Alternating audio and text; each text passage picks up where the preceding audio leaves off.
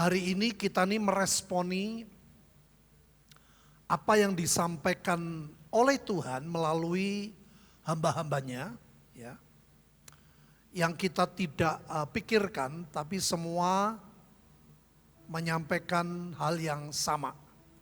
Yang terakhir adalah Samson Dabas, di mana saya sampai waktu itu dijelaskan bahwa ada pesan Tuhan secara pribadi, ada pesan Tuhan secara korporat. Nah, secara korporat buat tempat kita, Tuhan ingin kita nih semua terlibat di dalam pelayanan. Ya, maka dari itu sejak itu saudara, ada tim yang memikirkan. Ada tim yang mulai menggodok, ada tim yang mulai belajar mengatur gimana caranya supaya kita nih semua bisa pelayanan dengan pengertian. Perlu pemuritan, tapi gimana dengan orang-orang yang sudah lama? Itu membutuhkan kerendahan hati, ya. Semua sedang diatur. Jadi sementara sedang diatur, saya ingin menjelaskan kepada Bapak Ibu mengapa kita harus melayani Tuhan. Sebetulnya yang Tuhan kehendaki adalah dua, melayani Tuhan dan melayani pekerjaan Tuhan. Ini dua hal yang berbeda, saudara. Berkaitan tapi berbeda. Melayani Tuhan adalah hanya saudara dengan Tuhan. Bukan pekerjaan Tuhan. Khotbah itu pekerjaan Tuhan. Main musik seperti ini pekerjaan Tuhan. Kita pelayanan macam-macam itu pekerjaan Tuhan. Tapi sebelum melayani pekerjaan Tuhan, yang Tuhan kehendaki adalah melayani Tuhan.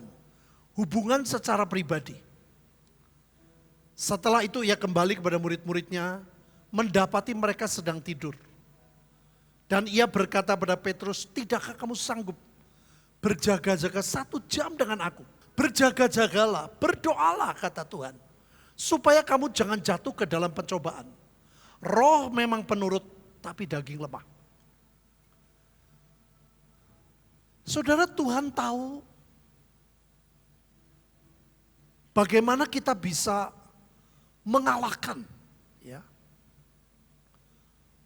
kedagingan, baik dalam pikiran dan perbuatan.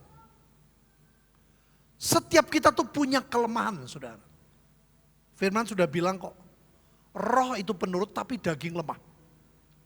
Bagaimana caranya supaya roh itu bisa mengalahkan daging? Saudara dan saya harus punya waktu khusus dengan Tuhan. Tuhan bilang 1 jam saja. Artinya, dalam 24 jam saudara, bukan 2,410%. Tuhan gak nuntut sebegitu panjang, tidak, 1 jam. Artinya, biar sedikit, tapi prioritaskan. Saya tuh senang banget saudara dengan istilah, kita 1%, Tuhan 99%. Yang 1% yang sedikit, tapi seriuslah. Yang 1% yang sangat sedikit, tenanan gitu loh saudara. Ambil waktu.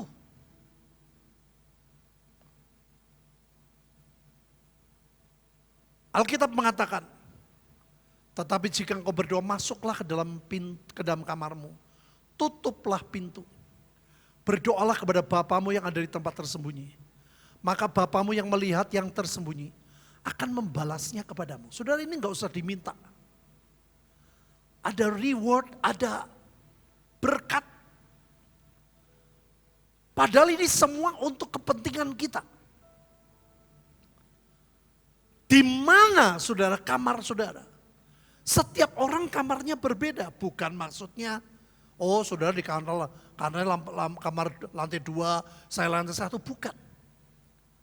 Kamar adalah tempat di mana saudara bisa komunikasi dengan Tuhan. Bisa berdoa, bisa baca Alkitab tidak terganggu. Bisa berdoa dengan nyaman. Setiap orang berbeda. Ibu Linda ini kalau doa, kalau persiapan, senangnya di ruang doa. Saya beda. Saya ada di kursi malas, saudara, di depan kamar saya. Sambil dengar suara burung, saya bisa menikmati, membaca Alkitab, berdoa, dan ditutup dengan deklarasi. Setiap saudara harus punya kamar masing-masing. Artinya punya tempat yang khusus berdoa. Di mana saudara bisa mendengar, bisa membaca Alkitab. Saya kalau baca Alkitab saat teduh beda Bapak Ibu. Selalu saya dimulai, saya bilang Tuhan, bicaralah kepada saya. Walaupun saya sudah baca ratusan kali, sudah bukan puluhan kali, ratusan. Karena saya baca Alkitab dari tahun 1979. Hanya sekian hari mungkin saya bolong. Pagi bangun, malam mau tidur, selalu. Hampir tidak pernah bolong. Anugerah Tuhan. Tapi sebelum baca saya bilang Tuhan bicara kepada saya. Ternyata saudara Alkitab berkata. Ini membuat saudara. Kalau kita betul-betul berjaga-jaga itu membaca Alkitab dan berdoa. Supaya kamu jangan jatuh dalam pencobaan. Daging kita lemah. Kita sudah saat teduh saja, sudah punya waktu. Masih bisa salah. Pikiran bisa salah. Perbuatan bisa salah. Apalagi saudara gak punya waktu untuk saat teduh. Jadi nomor satu ini saudara, gak bisa tidak. Dari anak-anak saya kecil, saya bilang papa gak nuntut apa-apa. Papa cuma bilang minta. Bangun tidur, malam mau tidur. Baca Alkitab, doa. Mudah diucapkan, prakteknya sulit saudara.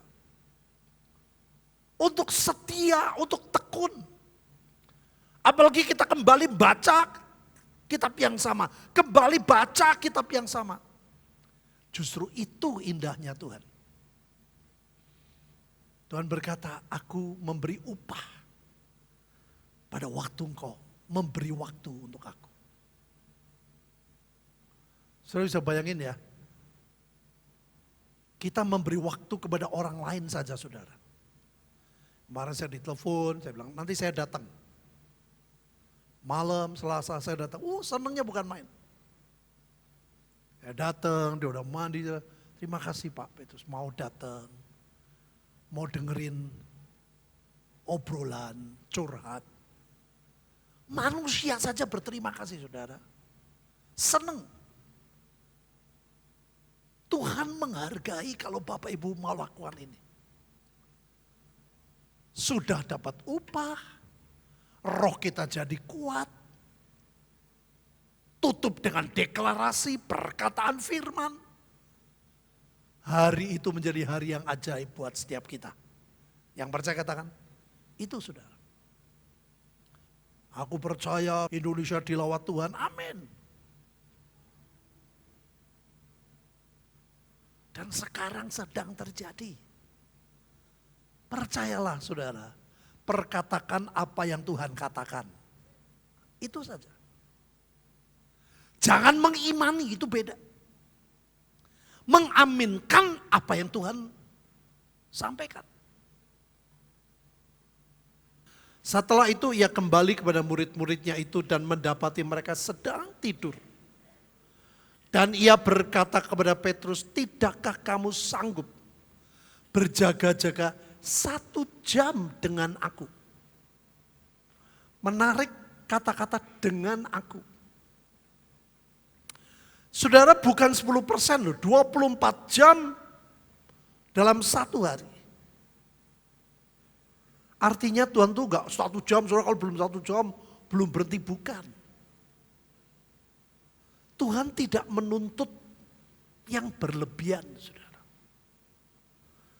Tapi yang Tuhan harapkan saudara menangkap dari ayat ini adalah sebuah prioritas. Di mana kita mengkhususkan waktu untuk Tuhan. Dengan Tuhan. Dengan Tuhan ini artinya lengkap saudara.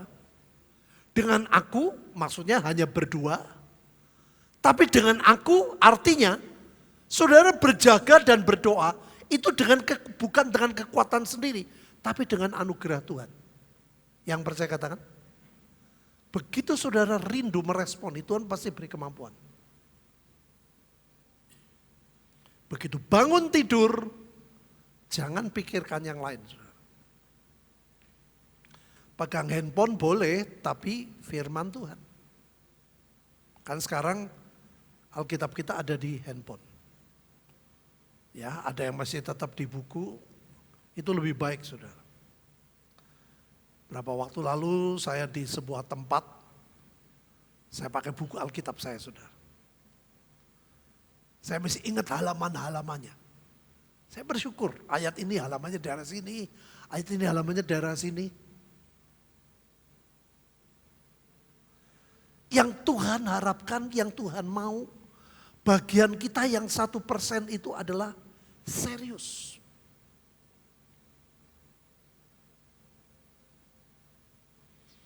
Kemarin kami mendoakan anak dari satu anak Tuhan. Kasihan banget saudara. Kemarin masuk ICU. Waktu berdoa, anak ini dia bilang, selama ini saya mengutamakan masa depan. Selama ini saya mengutamakan cari uang. Dengan ada saya banyak uang saya bisa dihargai. Saudara dia keliru. Dan anak ini mengakui. Dia tidak punya saat teduh. Jarang banget baca Alkitab. Bayangin saudara. Dia berhasil, dia bisa beli apartemen, dia bisa beli mobil, karirnya terus naik. Tapi Alkitab berkata apa? Buat apa engkau mendapatkan seluruh dunia? Betul saudara kemarin masuk ICU. Maka yang nomor satu hidup itu adalah sesuatu yang di dalam saudara. Ini yang gak mudah. Tuhan nolongi saudara sakit sembuh, gak punya duit. Itu gak sulit, percayalah saudara. Yang sulit itu Tuhan nolong masalah kehidupan. Tapi juga Tuhan menolong karakter kita. Bagaimana tambah hari bisa serupa dengan Kristus. Bukan tambah lama jadi tambah kayak setan. Ini kan yang gak mudah kan ya begini. Gimana diberkati tapi tidak cinta uang. Gimana diberkati jadi kaya tapi jadi pemberi. Ini dua-duanya gak mudah. Tambah duit biasanya tambah pelit. Yang sulit itu yang ini saudara. Mengerjakan dua-duanya itu gak mudah. Karena apa? Membutuhkan kerelaan. Waktu Daud jatuh dia berkata, Tuhan beri aku roh yang rela. Bangun pagi, Alkitab itu butuh kerelaan. Nomor satu Tuhan. Baca Alkitab, doa. Karena Alkitab berkata Tuhan itu Alfa dan Omega. Minimal bangun tidur sama malam mau tidur. Saya selalu bilang kepada anak saya, jangan bolong. Saya dari tahun 79 sudah, 1979. Kalau bilang bolong bisa dihitung pakai jari. Baca Alkitab pagi dan malam. 1979. Sampai hari ini. Dan Tuhan tuh suka kesetiaan, saudara. Karena itu saudaraku yang kekasih, berdirilah teguh, jangan goyah. Dan giatlah selalu dalam apa Bapak Ibu? Dalam apa? Pekerjaan Tuhan. Sebab kamu tahu bahwa dalam persekutuan dengan Tuhan, jerih payahmu tidak sia-sia. Pekerjaan Tuhan hasil dari persekutuan dengan Tuhan. Bukan pekerjaan Tuhan semau saya pengen. Makanya belajar saudara. Nanti kita tuh tim mengarahkan. Oh saya pengen ini, kalau dilihat mungkin lebih tepat yang lain, lakukan. Coba. Karena kau tidak mau menjadi hamba, ini menarik saudara. Ternyata dalam perjanjian lama, Tuhan sudah pernah menawarkan khusus kepada bangsa Israel. Untuk melayani pekerjaan Tuhan. Engkau tidak mau menjadi hamba kepada Tuhan Allahmu dengan sukacita, dengan gembira hati, walaupun kelimpahan akan segala-galanya. Coba sekarang kita pakai logika saja. Saudara, Tuhan itu punya perusahaan terbesar di dunia, yaitu namanya kerajaan sorga, yang tugas utama adalah menyelamatkan dunia. Yang percaya katakan, lebih gede dari perusahaan rokok enggak? Kira-kira kayak mana? Halo? Dengan bank, kira-kira kayak mana saudara? Bisa ngerti ya? Maka Tuhan bilang, bangsa Israel tidak mau menjadi hamba kepada Tuhan. Walaupun kelimpahan akan segalanya. Gembira, sukacita. So saya merenungkan. Dulu sebelum saya jadi hamba Tuhan, pengen keluar negeri aja gak bisa. Pengen ke Singapura saja gak bisa. Bukan saya jadi hamba Tuhan pengen keluar negeri, tidak. Tuhan karena ngomong apa? Cari dulu kerajaan Allah dan kebenarannya, maka semuanya ditambahkan. Ya, nanti kita belajar, ada yang full time, ada yang part time, ada yang seperti Paulus, ada yang seperti Petrus, itu beda. Yang penting harus tepat. Jangan aku pengen. Wah ini nanti repot. Saya mau pergi, ibu saya masuk ke rumah sakit. Saya mau pergi, ada macam-macam sudah.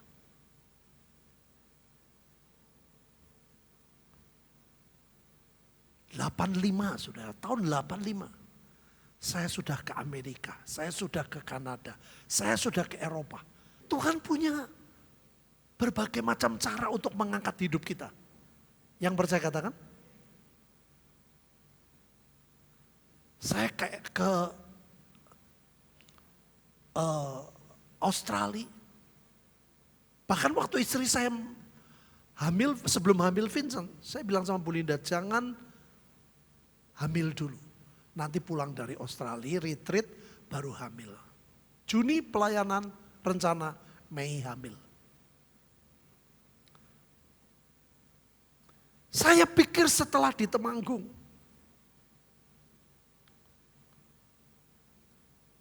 saya stop gak kemana-mana, banyak pendidikan yang saya alami. Banyak pembentukan yang Tuhan buat. Karena Tuhan berkata, Petrus, waktu kamu muda engkau bisa pergi seenakmu. Kamu sudah tua, kamu diikat, kamu dididik, dan itulah kota tercinta Temanggung.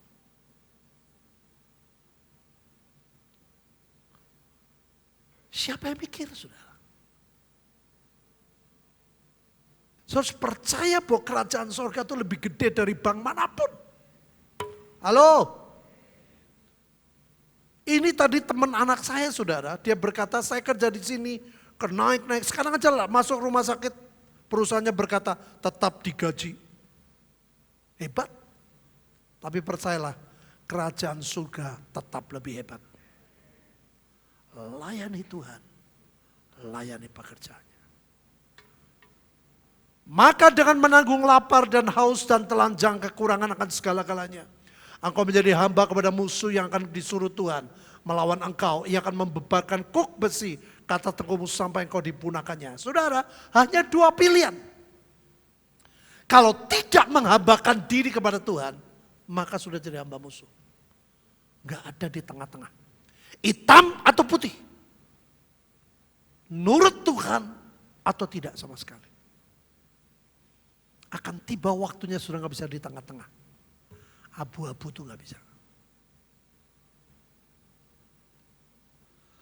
Bagaimana doa dan respon kita? Kata Yesus kepada murid-muridnya, tuaian memang banyak, tetapi pekerja sedikit. Karena itu mintalah kepada Tuhan yang mempunyai tuaian, supaya ia mengirimkan pekerja-pekerja Tuhan, tuaian itu. Saudara, percayalah, kita sedang memasuki masa-masa yang ajaib. Amin. Saya terakhir pergi ke 5 daerah dengan banyak tantangan yang saya lihat. Tapi komitmen mereka luar biasa. Pergumulan mereka lebih berat dari kita, saudara, sungguh.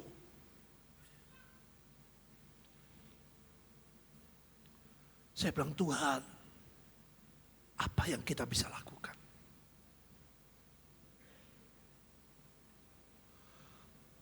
Tuaian memang banyak, pekerja sedikit.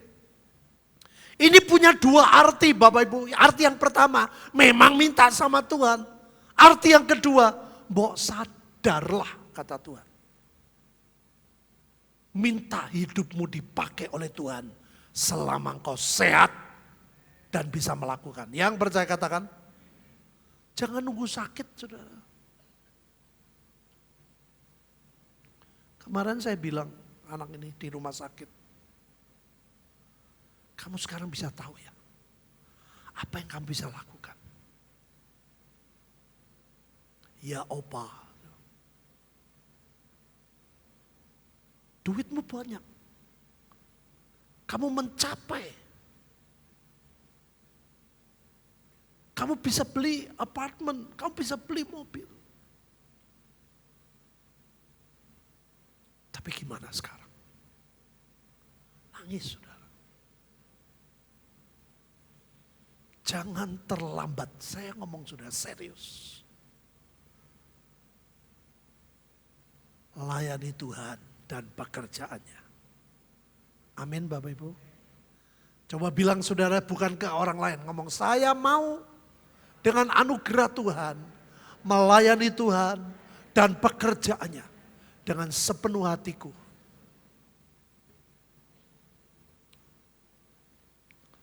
Kriterianya, ini penting saudara.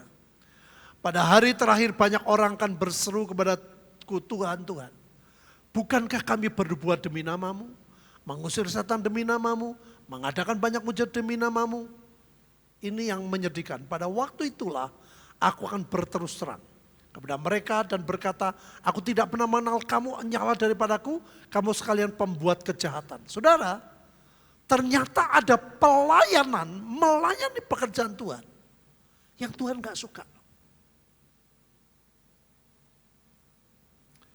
Banyak saudara. Ada orang yang zaman dulu saudara, tahun 82 saya full time. Itu berbeda sekali dengan sekarang. Seperti gak ada kriteria. Saudara jangan seperti itu.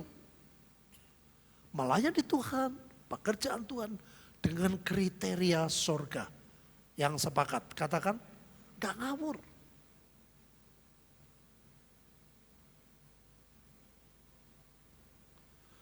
Ada orang-orang pelayanan yang tidak disuruh, semau gue.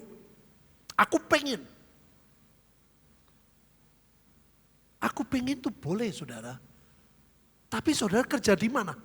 Kerja di BCA. Ya harus nuruti peraturan BCA dong, betul nggak? Jangan aku kerja di BCA, tapi aku mau urut karepku sendiri. Ya nggak mau lah perusahaannya. Turuti aturan perusahaan itu. Makanya tadi saya bilang saudara, Tuhan punya banyak cara untuk memberkati hidupmu. Amin. Bukan ngomong, saudara mesti jangan terbesit. Selama ini tembakau kok, betul selama ini. Tapi jangan itu muncul lagi. Tuhan mesti nomor satu. Tuhan memberkati aku. Tuhan yang membuat aku kaya. Tuhan yang membuat aku memberkati. Amin. Karena zaman dulu sudah saya ingat sekali. Kita mau apa? Orang nanti ya bar mbakon. Itu sudah bahasa umum. Mereka percaya selesai tembakau mereka punya duit banyak. Dan itu perkataan jumlahnya banyak saudara. Didengar oleh kuasa gelap. Hati-hati. Sepele, tipis-tipis gitu saudara. Setan yang namanya orang penipu gak ada. Ayo kerja sama saya penipu. Yang gak ada orang yang mau. Tipis-tipis. Saudara, jangan mau diajak pelayanan sama orang yang tidak melayani. Jangan mau diajak memberi sama orang yang gak suka memberi. Ngerti Bapak Ibu ya?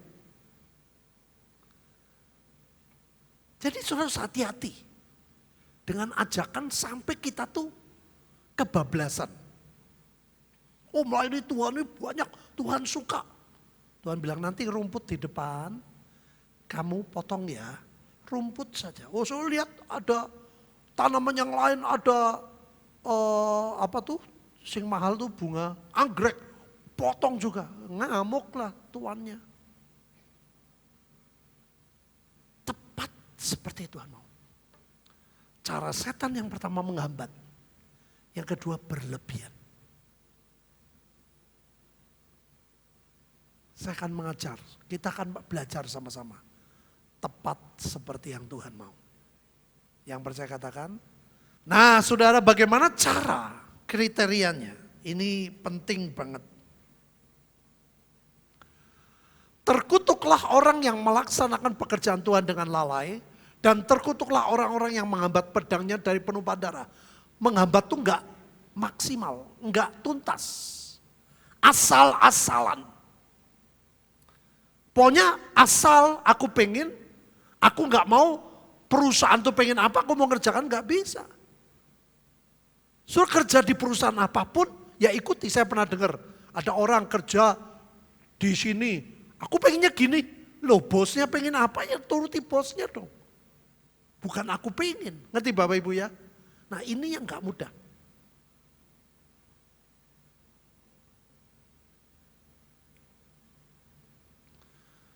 Gak boleh asal-asalan. Gak boleh tidak maksimal ya, asal sekedar aku pengen. Bukan Tuhan pengen tahu nih. Tahu Tuhan gak suka tapi kita maksa. Itu hati-hati. Saya pengen kita semua hidup berkelimpahan seperti janji Tuhan. Menjadi hamba, menghambakan diri kepada Tuhan. Apa kata Alkitab saudara? Bukankah kitab suci berkata janganlah engkau memberangus mulut lembu yang sedang mengirik. Dan lagi penjelasannya maksudnya ini. Seorang pekerja patut mendapat upah. Kalau saudara melayani Tuhan, pekerjaan Tuhan. Melayani Tuhan ada upahnya. Masuk pintu, Bapak tahu upahnya. Yang percaya katakan. Melayani pekerjaan Tuhan juga begitu saudara. Gak usah klaim, Tuhan aku tuntut, aku minta gaji, gak usah saudara. Tuhan, perusahaan, maaf ya, perusahaan bisa bangkrut. Kerajaan sorga tidak akan pernah bangkrut.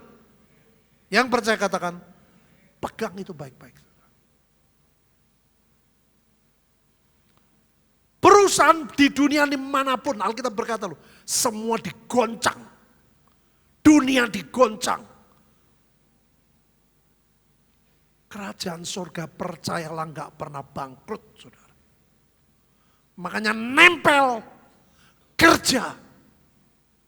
Masa depanmu pasti ajaib. Tapi bukan kita kerja karena uang. Nah ini yang penting. Tidak dikejar uangnya. Tidak dicari upahnya. Tapi itu sudah tertulis. Makanya saya lihat anak bungsu, anak sulung ini tak perhatiin di Alkitab. Aduh bahaya. Anak bungsu pengen ketemu bapak itu melewati banyak lika-liku. Anak sulung yang di rumah. Harusnya di rumah. Dia di ladang loh. Anak sulung di ladang. Sampai akhir cerita dia tidak masuk ke rumah bapaknya. Karena gak kenal hati bapak. Saya ingat waktu dulu saya di Tegal, saudara. Mengapa banyak orang-orang bisa jadi pendeta? Umpel-umpelan 10 orang pria dimuridkan sama suaminya, 10 wanita dimuridkan sama istrinya. Jangan yang laki suaminya memuridkan perempuan, ini gak benar. Perempuan muridkan laki-laki gak benar. Kita tuh punya etika kerajaan sorga. Yang sepakat katakan, makanya saudara kalau engkau tidak mau melayani Tuhan, engkau tidak mau melayani pekerjaan Tuhan, Tuhan akan pilih Ananias yang lain. Lebih baik kau bilang, Tuhan pakai hidupku. Apa yang aku bisa lakukan? Minimal doa. Yang sepakat, katakan, saya mau pemuritan kita menghasilkan orang-orang yang ajaib. Saudara, seperti Petrus atau Paulus. Kalau Petrus itu tidak boleh kerja. Paulus pelayanan dan bisnis. Langkah pertama saya mengajak orang-orang seperti Paulus. Kalau ada saudara yang seperti Paulus. Meluangkan uang dalam 1 bulan. Pebisnis ya, yang lain jangan dulu. Minimal 500.000. Sudah lebih baik minimal 500. Supaya kita melangkah dulu. Itu kita membuat bank account. Nanti saya tunjukkan di waktu pengumuman. Khusus anak bungsu. Yaitu saya melihat dari 5 tempat. Kebutuhan-kebutuhan mereka. Harus menolong di waktu yang tepat. Katakan Tuhan Yesus, pengorbananmu cukup untuk hidupku dan keluargaku. Aku percaya, aku tidak akan kekurangan. Aku akan terus diberkati Tuhan. Makin melimpah supaya aku jadi berkat. Aku percaya rohku jadi sehat. Jiwaku disembuhkan, keluargaku harmonis, tubuhku sehat, ekonomiku diberkati oleh pengorbanan Yesus. Aku makan dan minum dalam nama Tuhan Yesus. Ucapkan syukur Bapak Ibu, ucapkan syukur. Bilang Tuhan terima kasih, Tuhan terima kasih. Gak mudah saudara, tapi kalau ngucap belajar Tuhan terima kasih. Aku dan keluargaku engkau tetap pelihara, terima kasih.